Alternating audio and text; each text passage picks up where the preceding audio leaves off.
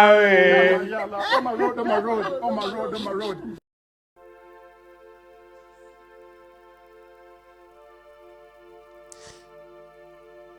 ese yabagiye kujya muri Chorale do Kigali,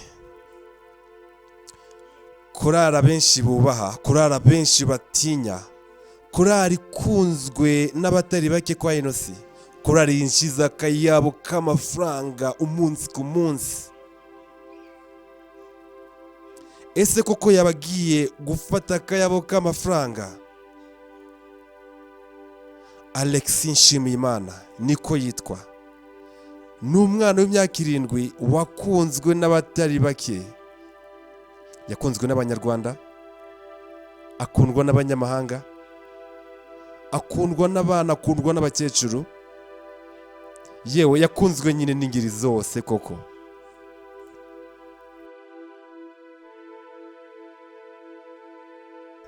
Dutege yombi maze tukuvira imuzini muzingo, tugwe inkuru nyazo, tuguha amateka nyayo kuri uyu mwana wabaye ikimenya bose, Alexis Nshimiyimana. Nge nitwaruka ubuntu butare media.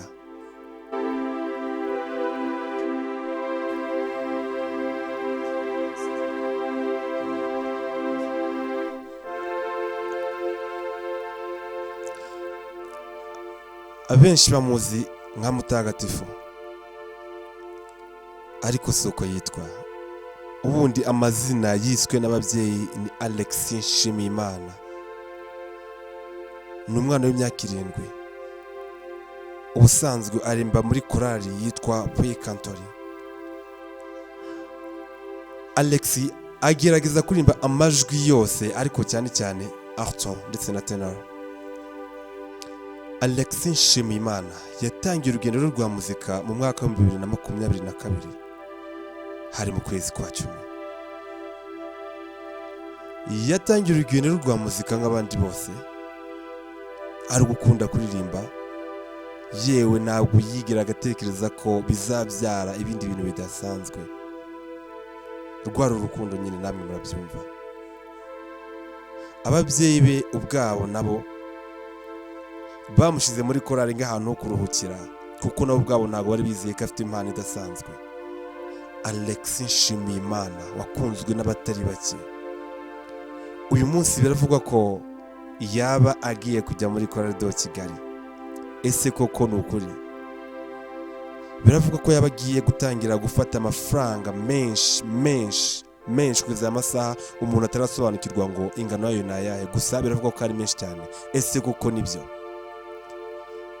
Nshimiyimana Alexis ubusanzwe uko agaragara imbere cyangwa se inyuma, Alexis Nshimiyimana ni umuntu ukunda gusabana, ni umwana ukiri muto ukunda gusabana, yewe ahanini iyo muganiriye utaha wanyuzwe koko, utanyuzwe n'ibiganiro by'uko yakubwiye ibintu bishya utigeze wumva amatwi yawe, ahubwo unyurwa n'ibyo yakubwiye bisekeje koko. Mbese turushatse twamwita Master of Gems.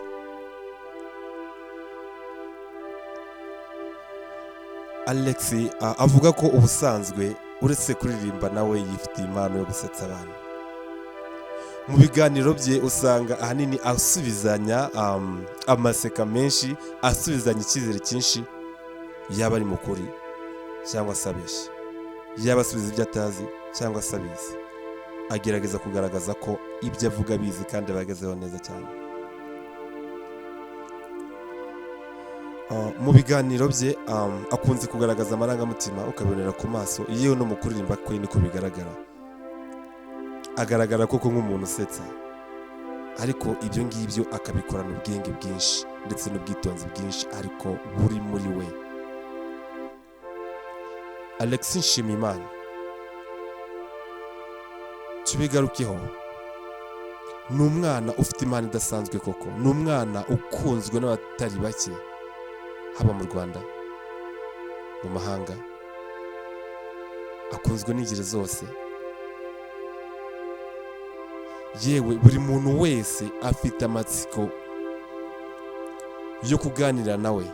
Ababishoboye bamubonye ndetse n'abatarabishoboye bahora bashaka kumenya amakuru ye umunsi ku munsi. nk'uwo Alex Nshimiyimana.